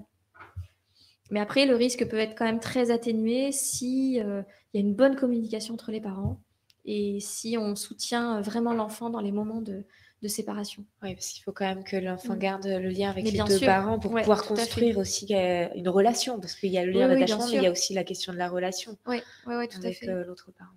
En fait, il n'y a aucune étude qui montre que la résidence alternée précoce favorise un bon développement. C'est même plutôt l'inverse. On voit les impacts. Avant 2 ans, on a plus de troubles du sommeil, plus de pleurs, plus d'hypervigilance. Entre 2 et 3 ans, on voit une moins bonne capacité à jouer de façon continue. Et puis, entre 3 et 4 ans, il peut y avoir un peu plus de troubles attentionnels. C'est ce que montrent un petit peu les recherches. Mais donc, du coup, au niveau de l'attachement, il y a des propositions un petit peu de calendrier qui vont être plusieurs rencontres avec le père en journée. Le père, si ce n'est pas la figure d'attachement principale, parce que je dis le père, la mère, et en fait, statistiquement, c'est vrai que dans les familles, on observe que c'est plus souvent la mère, mais ça peut tout à fait être le père.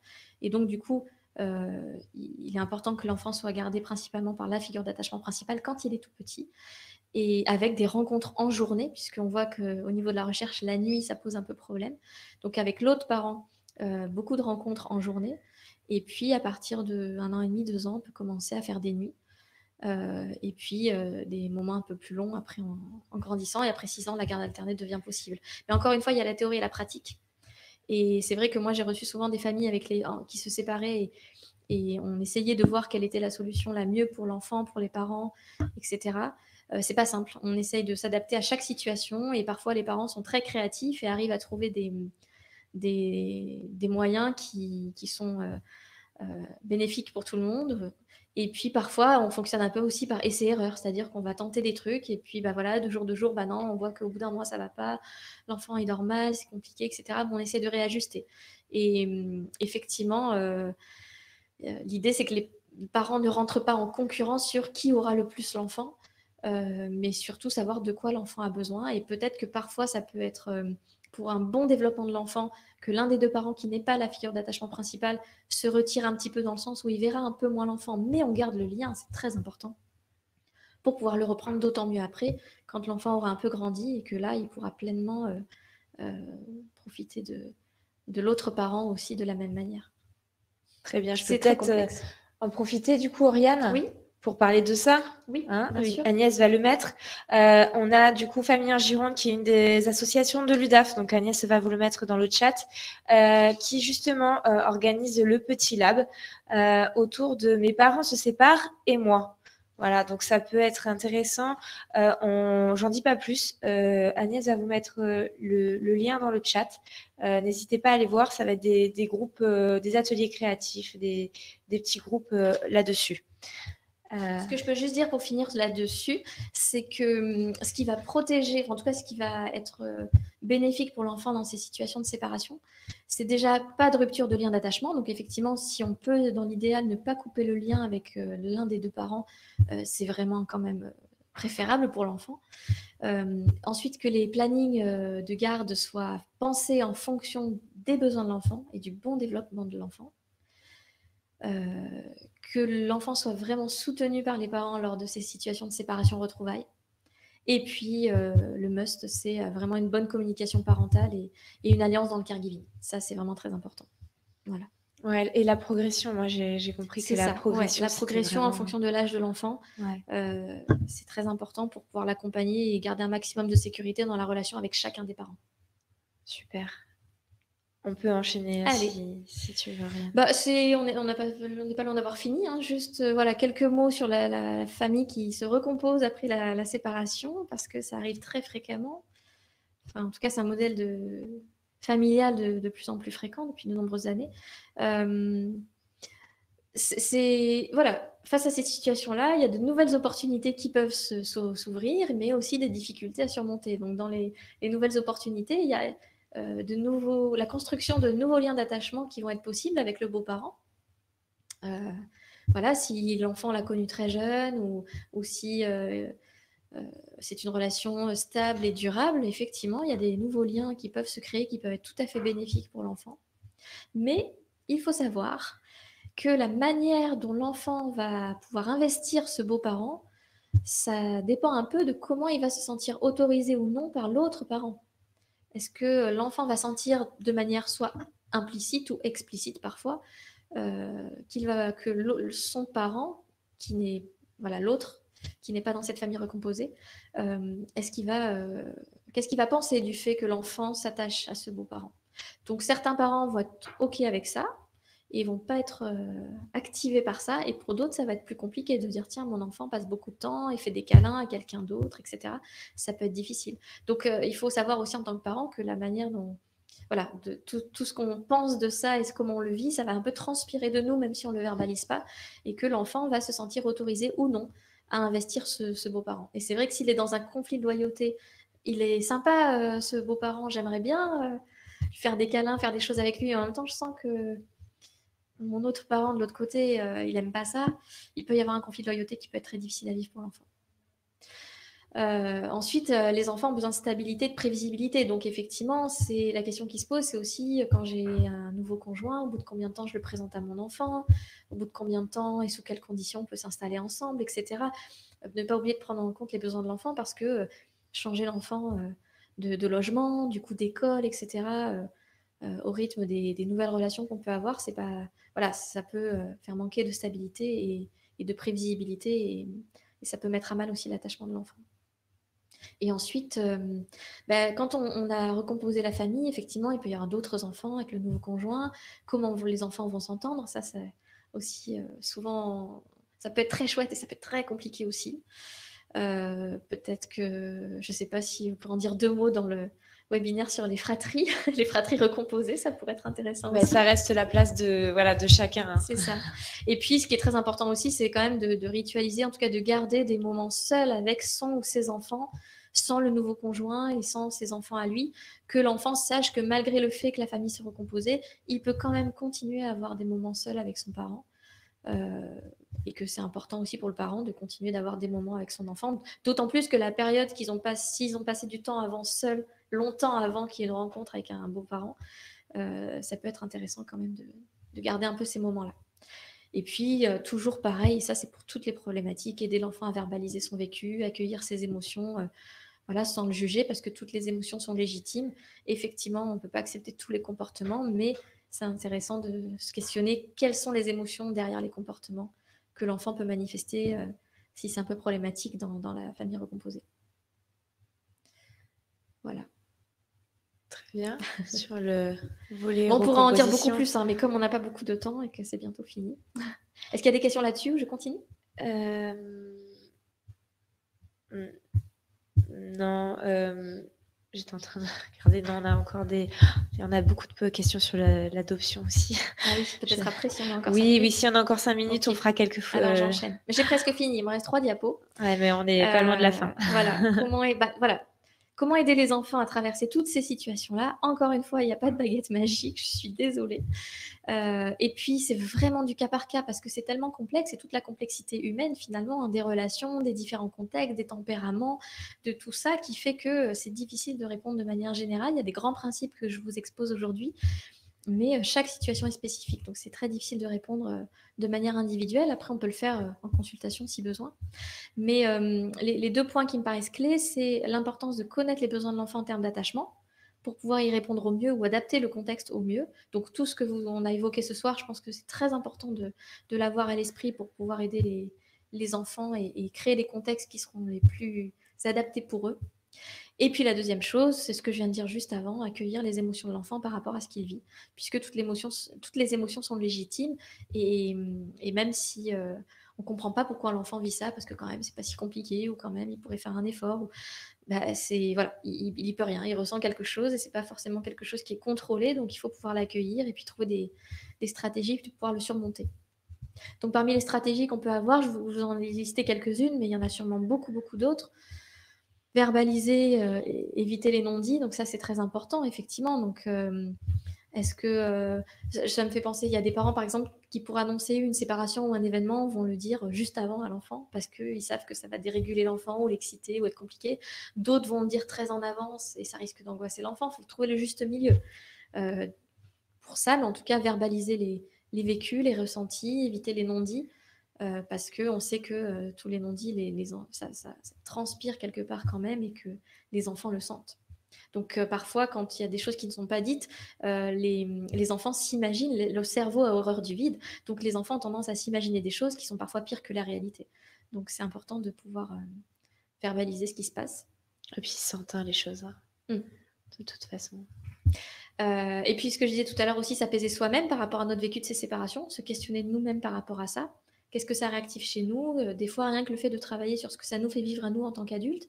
On a des parents en psychothérapie parfois pour ça, sur des problématiques de leur propre enfance. Quand ils s'apaisent par rapport à ça, les enfants n'ont pas besoin de consulter. On voit que dans la relation, ça s'apaise et que les choses peuvent se mettre en place du côté de l'enfant. Les enfants sont rassurés parce que les parents se rassurent. Parfois, ça se passe comme ça. Mais ce n'est pas toujours le cas non plus, 100% des cas. S'assurer que l'enfant peut demander de l'aide, alors selon l'âge, hein, bien sûr, mais et qu'il puisse être assuré par la personne qui va le garder quand il est gardé par quelqu'un d'autre. Du coup, voilà, est-ce qu'il peut demander de l'aide à cette personne? S'il y a quelque chose qui ne va pas, est-ce qu'il va pouvoir le dire? Est-ce qu'il va pouvoir aller sonner un peu la sonnette d'alarme pour dire là, ça ne va pas trop? Donc ça, c'est important de pouvoir vérifier ça. Préparer les moments de séparation, on l'a dit tout à l'heure. Donc ça, c'est pareil. Combien de temps on en parle à l'avance? Ça va dépendre de l'âge de l'enfant aussi. Pas trop en amont, pas trop tard non plus. Il y a aussi, avec les parents séparés, des familles qui mettent en place des systèmes de post-it, par exemple, ou de calendrier pour compter combien de nuits avant que tu partes chez papa ou combien de nuits avant que tu retournes chez maman, etc. Il y a plein de parents qui sont très créatifs pour inventer aussi des outils pour aider l'enfant à se situer dans le temps, pour justement rendre prévisibles ces moments de séparation.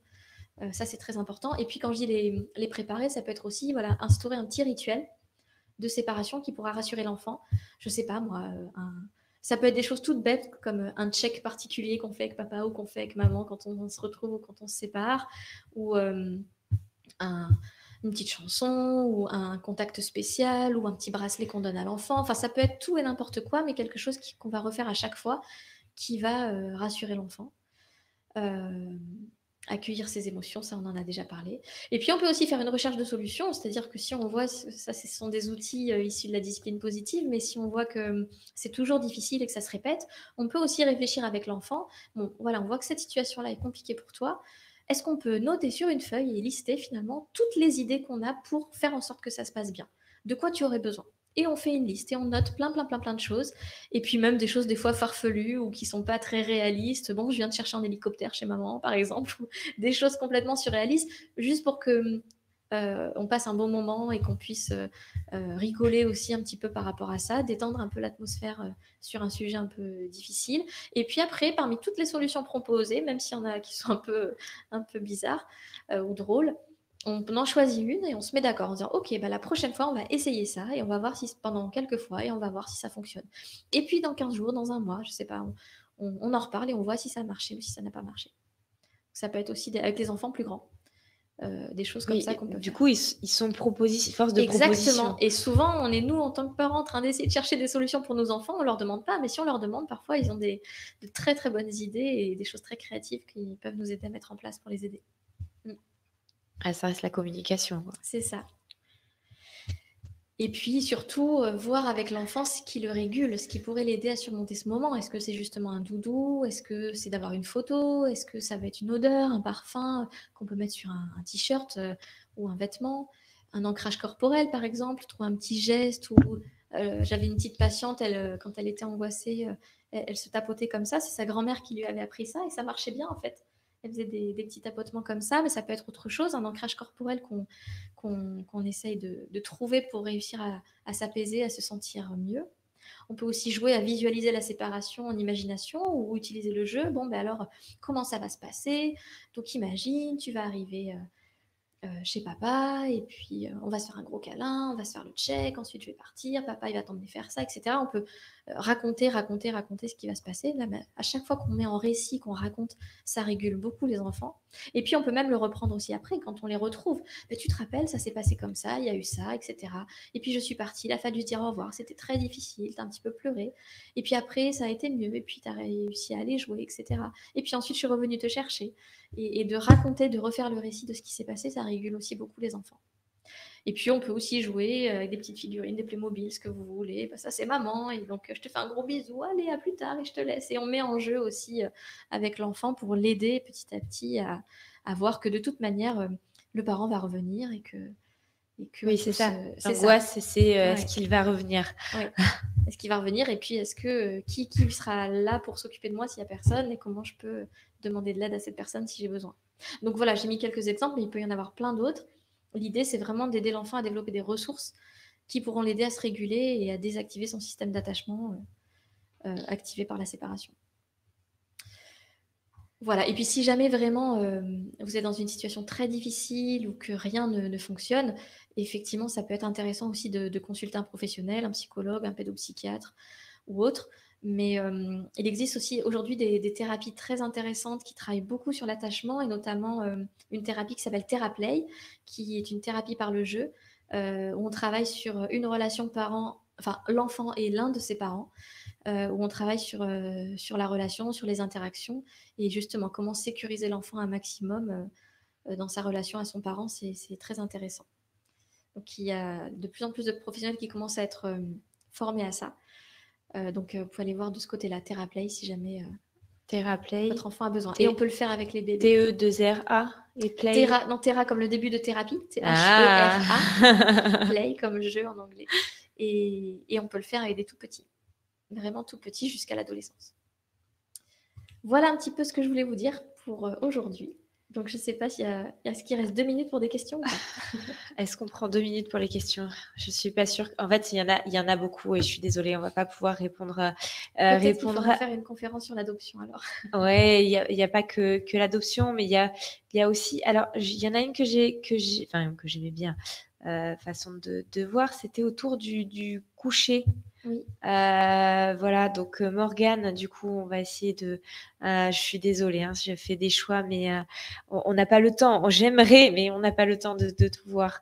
Maman d'un petit garçon de 17 mois, donc Morgane, le coucher et réveil nocturne sont compliqués. Papa couche bébé dans le calme. Pourtant, peu après, bébé hurle et appelle maman. Plus je le rassure, plus il hurle et se jette sur ses barreaux. Comment le rassurer et sortir de ce schéma de confrontation? Alors, je l'ai choisi aussi parce que je me dis que c'est aussi le coucher, ça reste un moment très anxiogène. Oui, c'est un moment de séparation aussi, effectivement. C'est je me sépare de papa, de maman, qu'est-ce qui se passe pendant que je dors effectivement, le premier moment de séparation finalement que les enfants vivent avec leurs parents, c'est ça. Donc là, effectivement, ce sont des situations qui sont très compliquées et qui mettent à l'épreuve pas mal de parents. J'imagine que le coucher a l'air d'être plutôt ritualisé. Est-ce que ça se passe pareil quand c'est maman qui couche ou quand c'est papa? Et effectivement, ce qu'on sait aussi au niveau de la constitution des figures d'attachement principales, c'est souvent qui se lève la nuit. La personne qui va de la figure d'attachement principale, pourquoi un parent plus que l'autre? Il peut y avoir la raison, la fréquence, la quantité de temps et la qualité, etc. Mais un des éléments qui rentre en jeu aussi, c'est qui est-ce qui se lève la nuit ou qui est-ce qui apaise l'enfant pendant la nuit. Donc souvent, les enfants, quand c'est maman la figure d'attachement principale, ils ont tendance plus souvent à appeler maman pour se rassurer après le coucher quand il fait nuit ou quand ils se réveillent en pleine nuit. Et effectivement, la nuit, c'est un moment qui réveille beaucoup d'angoisse pour les enfants. Donc, ils sont plus sujets à être mal dans ces moments-là. Du coup, alors, est-ce que tu as des petites choses qui peuvent être mises en place pour, même si on a de nos rituels, est-ce qu'il y a des... Alors, sans miracle, mais est-ce qu'il y a des choses qui peuvent aider pour se coucher, pour que le coucher se passe bien? Parce que j'imagine aussi que des fois, le coucher se passe bien, mais après, c'est la nuit, les réveils... Après, c'est aussi voir comment, parce que là, je vois comment, plus je rassure, plus il hurle. Alors, comment on rassure? Est-ce qu'on rassure dans les bras? Est-ce qu'on parle? C'est pareil, c'est toujours difficile de répondre à ces questions sans avoir plus de détails, mais il y a plusieurs manières de rassurer. Et nous, on voit bien, pour telle ou telle personne, ça peut être différent. Ça peut être, je suis à la porte et je dis tout va bien, je suis là, ou alors je peux essayer de prendre dans les bras, ou alors je touche. Clairement, c'est trouver en fait quelque chose essayer d'autres méthodes. C'est ça, on est un peu par essai-erreur. S'il y a quelque chose qui marche pas, on arrête et on essaye autre chose. Et ce qui marche, on le garde surtout. On voit que cet enfant-là, il a du mal à être rassuré par sa figure d'attachement dans ce contexte-là. Est-ce que pendant un temps, peut-être qu'il faudrait instaurer un rituel de coucher pas un rituel, mais un coucher différent? Des spécialistes du sommeil parfois disent, si il faut que l'enfant, au lieu de se coucher dans son lit pendant quelques temps, se couche peut-être dans le lit des parents ou dans la chambre des parents, des choses comme ça. Parfois, il y a pour certains enfants besoin, je ne dis pas que c'est une généralité, mais ont besoin d'en passer par là avant de pouvoir être suffisamment rassurés pour retourner dormir dans leur chambre. Et c'est vrai que ça serait intéressant de voir est-ce qu'il y a eu du cododo ou pas, est-ce que l'enfant a tout de suite été couché dans sa chambre tout de suite, ou est-ce qu'il a dormi un peu dans la chambre de ses parents, etc. Est-ce que ça arrive après une situation comme ça? Il y a tellement de variables et de paramètres à prendre en compte que c'est un peu difficile. Mais la question, c'est est-ce que quand je n'arrive pas à rassurer mon enfant dans cette situation-là, est-ce que c'est uniquement dans cette situation-là? Ou est-ce que finalement, ça arrive aussi à d'autres moments dans la journée, s'il tombe, il pleure, s'il y a autre chose? Est-ce qu'il a, lui, un problème à être rassuré tout le temps par ce parent, ou est-ce que c'est spécifiquement cette situation-là qui pose problème, et dans les autres contextes, j'arrive très bien à rassurer mon enfant, et là, du coup, c'est un peu différent. Donc, ça peut être intéressant aussi de voir si ça se passe que dans ce contexte-là ou voilà, explorer d'autres pistes. Et puis, n'hésitez pas à consulter, parce qu'on a beaucoup de demandes de consultation pour ça. Et encore une fois, on prend du temps, on prend 1 heure pour faire l'anamnèse, pour discuter de comment s'est passée la grossesse, l'accouchement, est-ce qu'il y a eu des stress, comment se passe le sommeil depuis le début. Et c'est, pardon, mais c'est vraiment difficile de répondre et donner des trucs et astuces. Non, mais les trucs et astuces, c'est peut-être que c'est pas c'est pas juste sur la question du sommeil. Et l'autre réponse que tu apportes, c'est aussi d'essayer d'autres choses. Voilà, pas rester sur un coucher classique, mais peut-être de mettre en place d'autres rituels, d'autres stratégies. Et quand on essaye d'autres choses, il faut persévérer un petit peu. C'est-à-dire que forcément, la première fois, ça va pas marcher, mais on essaye peut-être pendant 1 semaine, 15 jours. Donc, si vraiment, au bout d'un moment, ça marche pas, on change. Mais persévérer un petit peu. Mais bon, on en parlait tout à l'heure en off, la question du sommeil. Voilà, pour les parents, c'est une question. C'est important. Ça pourrait faire un sujet aussi. Du coup, Oriana, est-ce que tu veux dire un petit mot de la fin?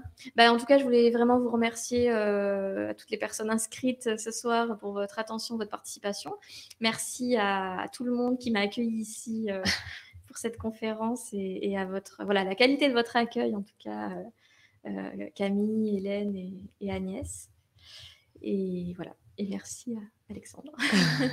Le technicien. Merci à tous, c'était un plaisir. Ouais, on a passé un bon moment. Je suis vraiment navrée des questions que j'ai pas pu. Alors j'espère que vous avez j'ai un peu regardé, vous avez eu une partie des réponses aussi dans ce qu'a dit Oriane. Voilà, n'hésitez pas. On a mis donc en ligne un questionnaire, un petit questionnaire à remplir, une enquête de satisfaction, s'il vous plaît. On a besoin de vos retours pour essayer de s'améliorer et d'avoir d'autres idées de thèmes, voilà, qui pourraient vous intéresser. Voilà, merci Oriane. Ça a été un plaisir de t'avoir avec nous sur ce sujet très intéressant. On vous donne rendez-vous du coup au prochain webinaire qui sera donc le 2 juillet, voilà, autour du jeu. Merci à vous et puis bonne soirée. À bientôt.